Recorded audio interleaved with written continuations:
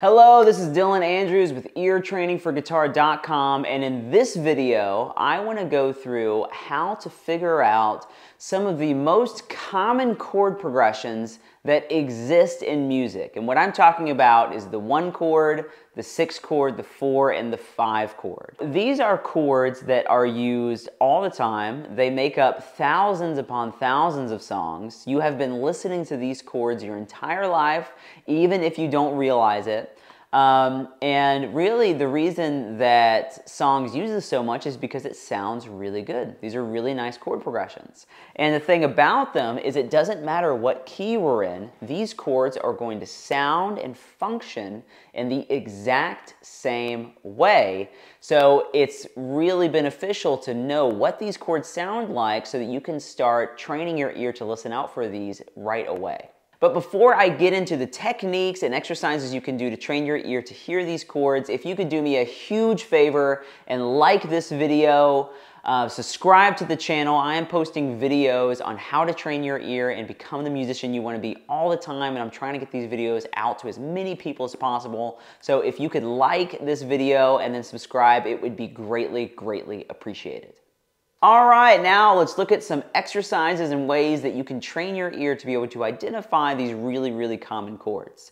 So for this example, I'm going to be in the key of G. All right, and in the key of G, the 1 chord, the first chord of the key, is G. The 4 chord is C. The 5 chord is D. And then the 6 chord is E minor. I could play it there, I could play it here. All right, now, here is how each of these chords react and feel. The 1 chord is going to have a huge sense of resolution. It's going to feel like when we strum this chord, we can stay there for a long time. We could end the song on it. It's going to feel like, relief. We can take a breath. Now, the 6 chord is the easier one to identify because it's the only one that is a minor. And minor chords have a darker, sadder, heavier type of feeling in most cases. So this is a minor, here's a major. So the major is so much brighter and happier, but here's the minor. So anytime you hear that minor chord, you're gonna know, oh, that is the 6. Now, the 4 chord,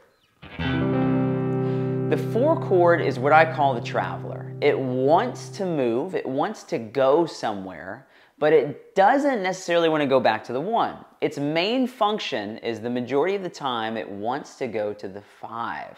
So if you hear this 4 and you feel like, oh, it just wants to go up, then that's how you know that it's the 4. And then the 5 chord is the most tense of the key. It's referred to a dominant type of chord. And dominant chords want to desperately go back to the 1.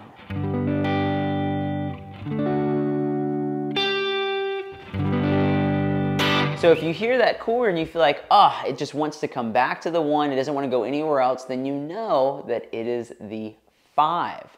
And that's how every single one of these chords function. So to test your ear on this, what I'm going to do is I'm going to play a chord progression, and you have to tell me what chords are going on. Now, I don't care so much about you telling me, oh, it's a G chord, it's a D chord, it's a C chord. I want the numbers. The numbers are so much more valuable. So I want you to guess, is this a 1, is it a 6, is it a 4, or is it a 5?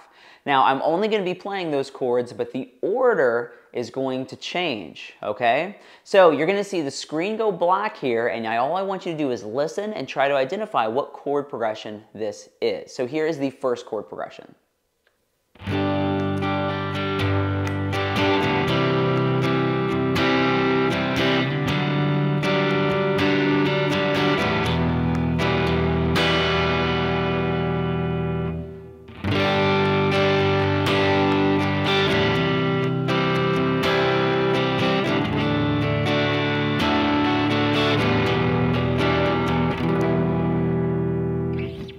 Now for that progression, if you guessed 1, 4, 5, 6, you would have been correct. All right, let's do one more.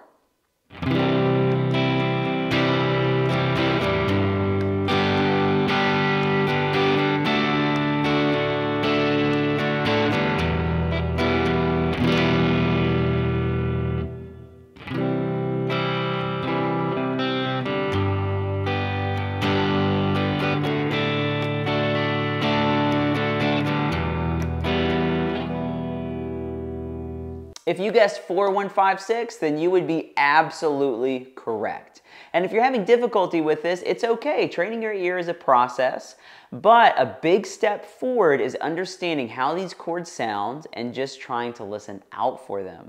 But if you're struggling with this, here is another way that you can train your ear to hear this, is to just sing the root of the chords that you're playing. So, if I'm going to be singing a 1, 4, 5, 6, let's say I'm going to do that, you want to sing 1, 4, 5, 6. Singing is the absolute best way to train your ear. So we go.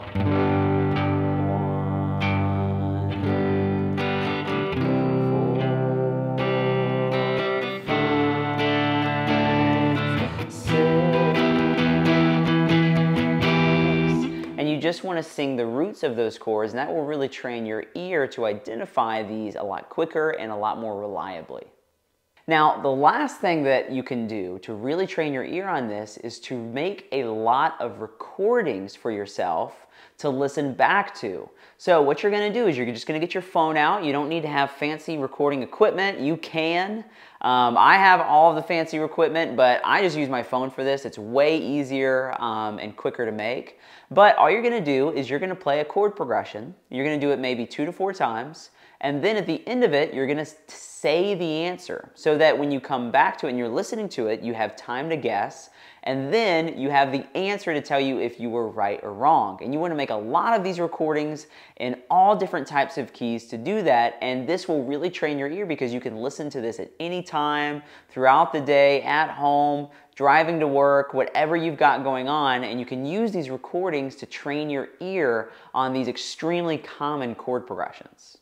But if you would rather not do all of those recordings because it is a lot of work, I have done everything for you. I have a new ear training course that is out called Complete Ear Mastery that you can find at eartrainingforguitar.com. It goes in depth on everything you need to do to be able to train your ear and become the guitar player that you want to be. So if you want to go through those sessions and go more in depth on different things that I'm talking about in this video and listen to tons of recordings that are already made for you, then just go to eartrainingforguitar.com and check it out. But those are my top tips for being able to figure out these chord progressions, a 1, 4, 5, 6, in any order. Leave in the comments how you did. Were you able to figure out those chord progressions earlier really easily? Did you find this difficult? But let me know in the comments. Continue to practice this stuff, and I promise you will get it.